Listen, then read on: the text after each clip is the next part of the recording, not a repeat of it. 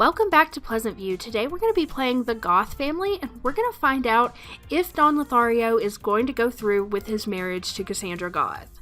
The Goth family lives here in the Goth mansion at 165 Sim Lane. They have a net worth of 635,000 simoleons. Their bio says Cassandra is ready to start a family of her own, but can she tame the town Casanova? And can Mortimer bounce back after the disappearance of his wife Bella? Let's load the lot and find out. Here we are in the Goth mansion. As soon as we load the lot, we are taken to the backyard where we can see that it is set up for a wedding. Cassandra, Dawn, Mortimer, and Alex are all here, ready for the wedding. But before we get started, I would like to give a brief history of the Goth family so that we can understand what's been going on up until now. So the Goth family is the richest and oldest family in Pleasantview. The family fortune was earned by Gunther Goth, Mortimer's father, and it was inherited by Mortimer after Gunther passed away. Morty was a really good steward of the money, and it's grown even more since his father passed away. He moved through the ranks in the science career all the way to mad scientist, which contributed significantly to the family's funds. Unfortunately, the Goth story is a sad one. Mortimer's lovely wife, Bella, vanished without a trace, and the children lost their mother. Since the disappearance, Mortimer's been seeing a much younger woman, Dina Caliente, who only really loves him for his money, while his oldest daughter, Cassandra, is engaged to Don Lothario. Don is rumored to have been involved in her mother's disappearance, and he's also romantically involved with 3 other women in the neighborhood. Of course, Cassandra doesn't believe any of the rumors about Don. She thinks he's faithful to her and believes his story about an alien abduction. She is quite blinded by her love for him. Mortimer strongly disapproves of his daughter's engagement. He believes none of what Don has said about the night Bella went missing. In fact, he's convinced that Don had something to do with it. He also knows all about Don's other lovers, though he doesn't have the heart to tell Cassandra. And finally, we have little Alexander. Alex is Mortimer's only son, and much like him in many ways, they both have above average intelligence, and they share the same personality. Alex was born much later in life, right before Mortimer aged up to an elder. He barely remembers his mother Bella, as she disappeared shortly before he became a child, but he's always hoped and prayed that she would come back home someday. Before we get to the wedding, I want to take a minute to go over everybody's personality and take care of our housekeeping things for this lot. So first of all, let's start with little Alexander. Alexander is currently a private school student. He has an A in school. He does very well in school. He is a Cancer. He has exactly the same personality as his dad, Mortimer. They're both on the playful side and pretty much down the middle in every other aspect.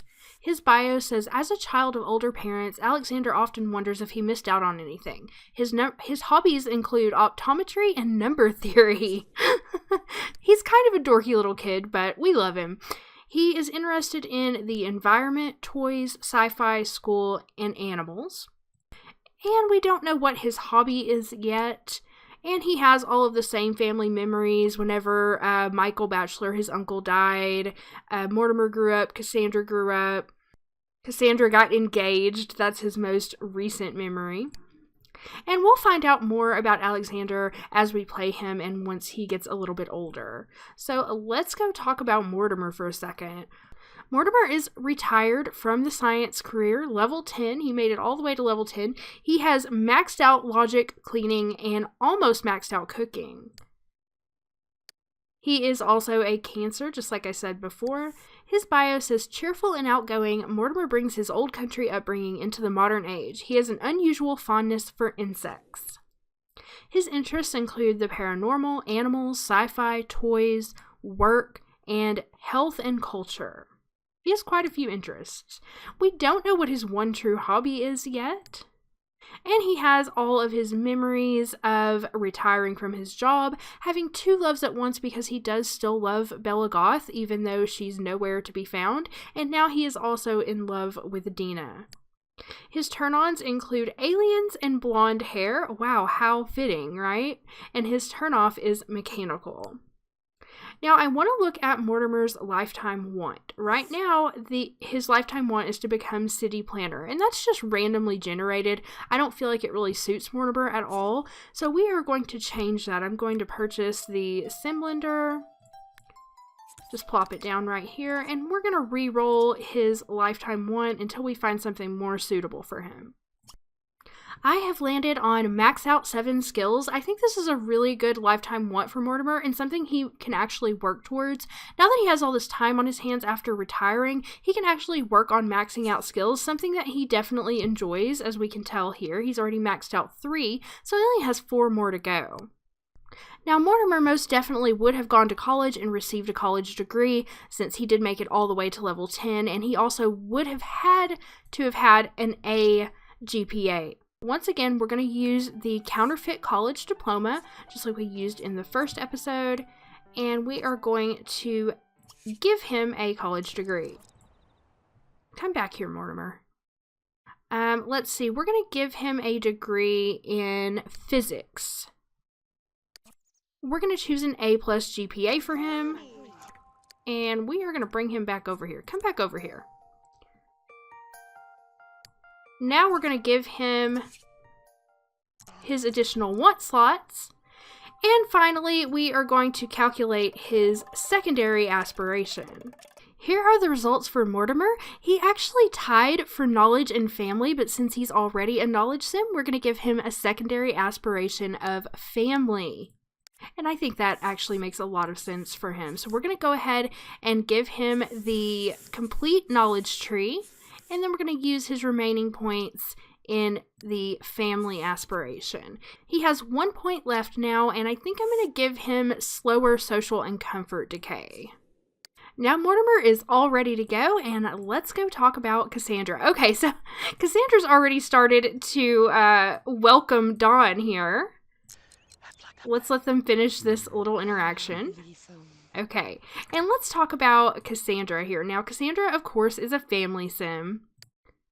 She works in the science career. She is following in Mortimer's footsteps. She's level 3, a field researcher right now. She is a Virgo, and she is shy and introverted. She's very neat, very shy, a little on the playful side like her dad, and she's kind of halfway in between lazy and active, a little on the grouchy side as well. Her bio says Cassandra is the quiet, mysterious type. Nobody ever knows quite what she's thinking. She's interested in health, paranormal, work, toys, sci-fi, and we don't know what her hobby is yet. She has all of the same family memories. She also has memories of getting a promotion. Mortimer graduated with honors, okay? A little late for that memory. And she remembers, of course, getting engaged to Dawn and Bella getting abducted by aliens, a story that she firmly believes. Her turn-ons include aliens and brown hair, and her turn-off is good at cleaning. And that's good for her, I guess, because Dawn is quite a slob, although he doesn't have brown hair and he's not an alien, so I don't know what's up with that. Finally, her lifetime want is to raise 20 puppies or kittens. While she does have a little bit of an interest in animals, I don't really feel like this suits her. So we're going to use the Sim Blender again, and we are going to re-roll her lifetime want until we find something better for her. I've landed on Reach Golden Anniversary, and I feel like this is a much better choice for Cassandra. She's much more interested in being a wife and getting to that golden anniversary than she is in raising a bunch of puppies and kittens, so we're going to choose that for her.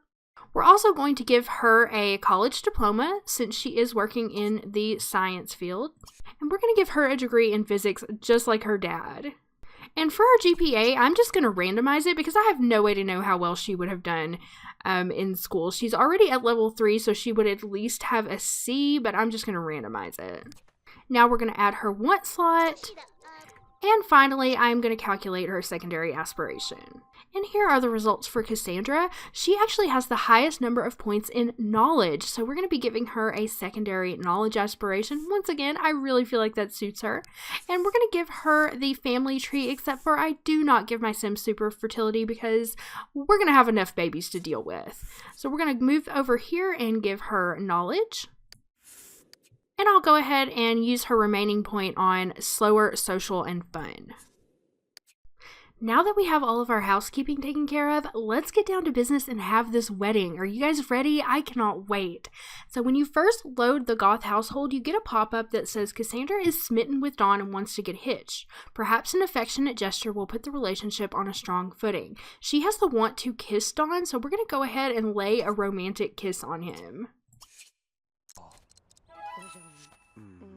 And then we get a pop-up that says, ooh, fireworks, that was quite a kiss. Cassandra better strike while the iron is hot and get married. Click on the wedding arch to get the ceremony started.